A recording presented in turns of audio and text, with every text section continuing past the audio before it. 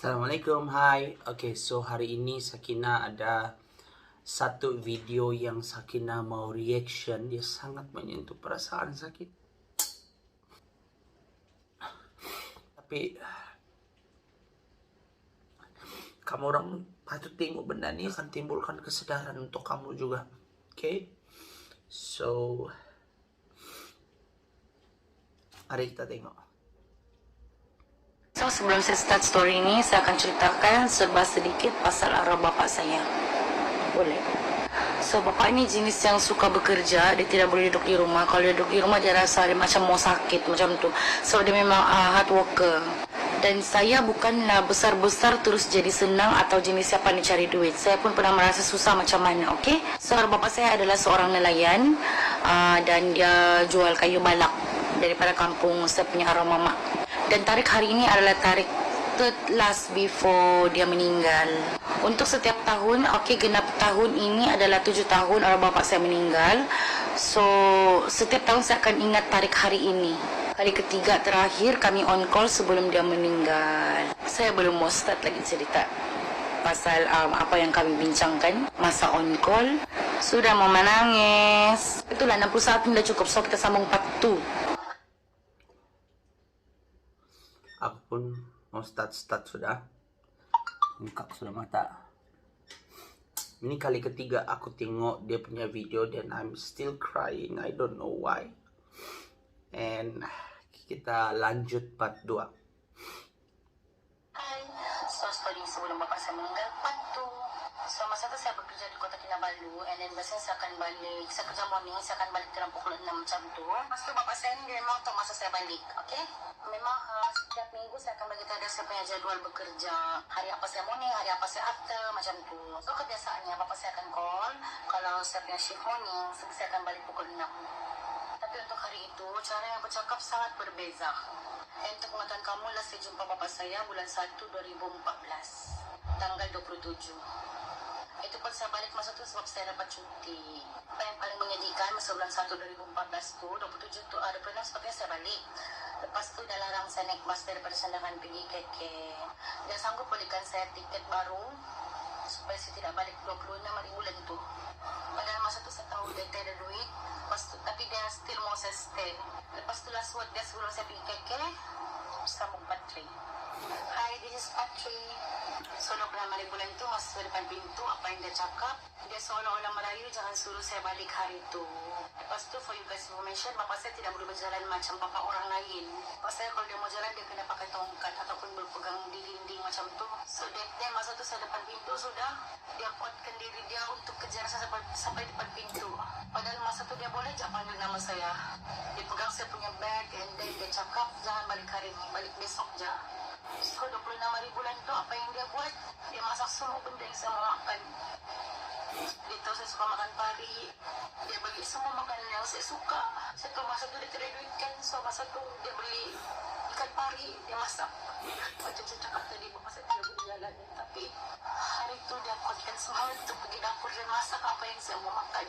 So, 26 hari bulan 1 tu, dia masak semua yang saya mau makan. Tapi ada satu benda yang saya tidak dapat makan lah. Masa tu saya request mie goreng, sambung papo. Lepas tu 26 tu, semua benda apa yang saya mau makan, dia masak.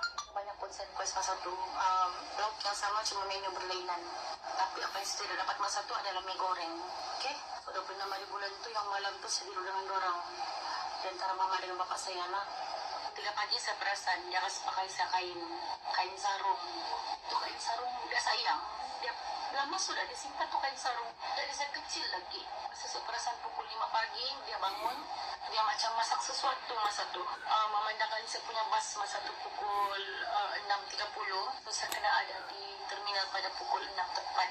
Macam biasa masa saya mau jalan tu, dia hantar saya sampai depan pintu. Dia peluk saya, dia cium saya. So selama umur saya 20 tahun tu, bapak saya tidak pernah buat saya macam tu. Dia peluk saya, dia cium dahi saya. Lepas tu dia pesan, jaga diri, mau buat apapun buat yang terbaik. Kalau sakit dia bilang, kalau terakhir 45. So yang paling last yang angkau dengan bapak saya.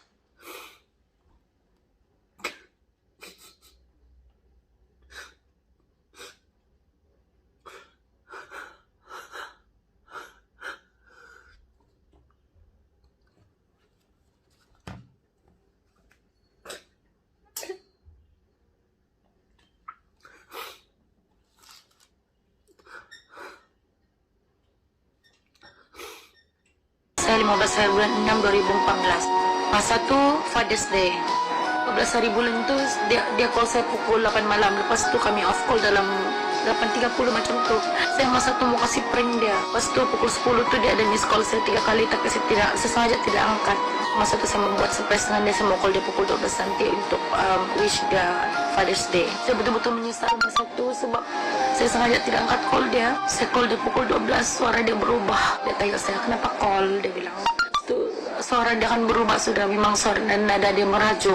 So saya cakap dengan dia, selamat hari Bapak. Malam tu kami on call dari pukul 12 malam sampai pukul 5 pagi. Sampaikan saya kasih tukar saya punya jadual. Saya sepatutnya masuk morning, tapi saya tukar pergi after. Masa saya call dia 15 hari bulan tu tidak habis dia punya soalan.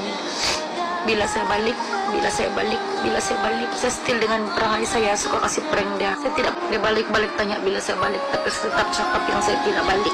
Lepas tu kebetulan ada uji bakat TF masa tu 19 hari bulan 6, uji bakat Akademi Fantasia 2014. Saya ada join masa tu uji bakat tu di One Borneo. So alang-alang saya ikut uji bakat tu, saya ambil cuti masa tu. So 22 hari bulan tu saya masih cuti lagi. Tapi apa yang jadi 22 hari bulan tu, waktu petang tu kan mau maghrib, saya nampak langit tu lain betul.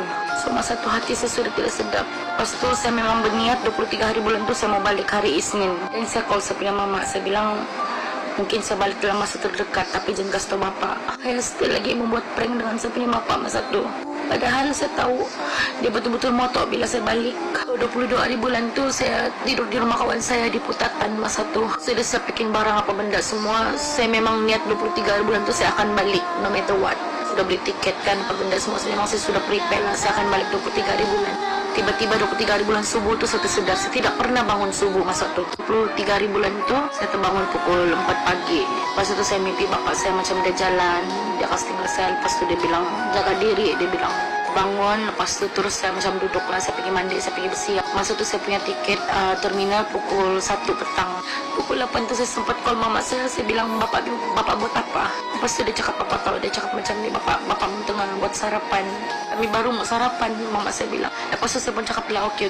Jaga dia apa benda semua kan. So, saya mau buat surprise kan masa tu. Lepas tu pukul 10 abang saya call. Abang saya nombor 2 call. Lepas tu dia cakap, oh tidak balik kah? Dia bilang. Saya cakap lah, belum lagi, saya masih kerja. Saya menyesal sebab saya masih dengan pendirian yang sama. Lepas tu abang saya bilang, bapak tengah sakit sekarang, dia sesak nafas. Terus saya macam risau lah. Saya cakap, bawa pergi hospital lah, gini. Tidak silap saya, dia punya kredit habis. Saya pergi bukan masuk dan ni, call dia balik pukul 11. Pukul 11 saya call dia balik. Lepas tu dia cakap, bapak saya susah mau bernapas sudah masa tu. Macam guru hara sudah masa tu. Saya tidak dapat fikir. Pukul 11.30 macam tu, abang saya nombor 2 tu call balik. Lepas tu suara dia macam, dia boleh cakap sama anda, boleh cakap macam tu lah. Saya macam tu tunggu kan apa dia mau cakap. Lepas tu dia cakap lah, oh baliklah belanja, bapak sudah tiada. Masa tu pandangan saya semua blank. Saya tidak dapat pikir apa-apa. Saya menjerit sekuat hati saya sebut nama bapak saya. Kawan-kawan saya terbangun. Lepas tu dorang berikan sabar saya apa benda semua. Sebab masa kejadian tu saya cuba untuk lompat daripada tingkap. Masa tu rumah kawan saya tu tingkat 11 tidak silap saya. Saya di tingkap tu kan sampai setengah saya punya pinggang sudah. Satu rambut saya panjang. So kawan saya satu orang pergi tarik rambut saya. Dia cakap, kalau kau mati hari ni kau tidak dapat coba bapak kau untuk kali terakhir. So that time apa yang saya fikir masa tu mau ambil flight emergency. Saya keluar saya punya saving semua. Saya mau ambil flight emergency. Tiba-tiba masa saya mau pergi booking tu tiada flight. Lepas tu masa yang saya mau naik pukul 1 tu ada problem. Orang tidak jadi jalan. So kebetulan masa tu saya ada kawan yang ada kereta. So dia volunteer untuk bawa saya terus pergi Sandakan. Masa tu memang betul-betul buntu. Tidak tahu membuat apa sudah. Flight tidak, bus pula delay. Kepala otak saya masa tu, saya mau bapak itu je kepala otak saya. Saya masa tu fikir dan saya betul-betul blank. Kami gerak daripada KK pukul 4 pagi. Sebab di Kundasang masa tu hujan lebat. So jalan tidak clear. Which is kami hampir accident lagi masa tu. Lepas tu kami sampai pukul 11 lebih di Sandakan. Namang di batas 19 tu tayar kami pecah. Lepas tu kata tayar apa benda semua kawan saya tu. Sampai betul-betul di rumah kakak saya tu pukul 11.50 macam tu. Saya sampai je sana pikiran saya kosong. Orang fikir, family fikir saya akan rebah atau apa benda semua, tapi tidak. Saya rasa macam saya sedang mau tengok apa saya cuma sakit macam tu. Saya masuk rumah, lepas tu saya pergi bilik tempat arwah bapak saya tu. Pandangan saya kosong. Saya rasa dia macam tidur. Masuk dalam saya peluk dia, saya cium dia. Tapi apa benda yang betul-betul menyakitkan saya masa tu, Masa tuh dari satu family pun yang berani dekat dengan saya, termasuk mama saya masa tuh. Apa yang betul-betul menyakitkan saya, masa saya duduk di sebelah dia kan, adik saya datang daripada belakang, ambil saya keluar, pasti dia buka icebox, dan dia kasih keluar satu kontainer kecil. Dalam kontainer tuh ada mie goreng yang bapak saya masak masa dorong sarapan pagi tadi. Masa tuh tangan saya betul-betul bergegar. Saya macam tidak boleh ambil itu bekal tuh. Lepas tu anak buah saya cakap, ni Ato masak, dia tahu kau balik ini hari. Lepas tu mama saya kasih cerita, pagi bapak mau okey lagi, dia bangun pagi pukul 7, dia rendam mie, dia masak mie goreng. Dia bilang dia mau makan mie goreng. Lepas tu dia simpan dalam kontainer sikit. Lepas tu bapak pun cakap, yang kau balik ini hari. Dan mama saya punya adik-beradik, dia ada satu orang pun yang beritahu bapak saya yang saya balik hari itu. Bapak saya boleh tahu yang saya balik. Pas time saya ambil mie goreng tu, saya makan mie goreng tu di sebelah jenazah bapak saya. Saya pegang tangannya, sejuk. So, saya teringat lagi mama saya cakap macam ni, kan bulan 1 tu masa kau balik, kau bilang kau mau makan mie goreng, tapi bapak benda sempat masak, apa kau kemudian, so dia masak ni hari. Saya tidak boleh prank tu macam mana. Bapak saya boleh tahu yang saya balik hari itu. Dia meninggal pun, dia ada cakap, jangan buat prank. Dia bilang, kau janganlah buat surprise, nanti kau yang dapat surprise. So from the that day, saya benci surprise. Bapak saya dikebumi pada 24 Jun 2014. Masa tu hati saya betul-betul kosong. Ada 8 orang adik-beradik. Sulis cakap, bongsu nomor 2 tidak terlalu rapat dengan parents, tapi memang dari kecil manja dengan bapa. Ibarat everything, apapun bapa. Bila bapa sudah tidak tu, rasanya macam semua berubah. This is the story for today. Yang follow, untuk semua please hargai orang tua kamu.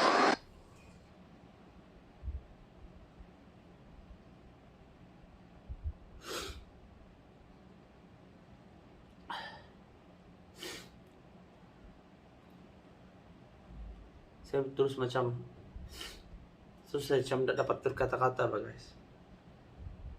Terus saya takut, saya belum kehilangan, tapi saya takut macam mana kalau dia yang begini pun dia rasa kehilangan itu macam mana, apalagi aku, apalagi yang lain.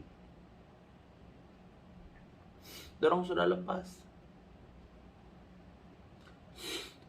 By the way, thank you so much. Kalau Anda dapat sesuatu pengajaran daripada video ini,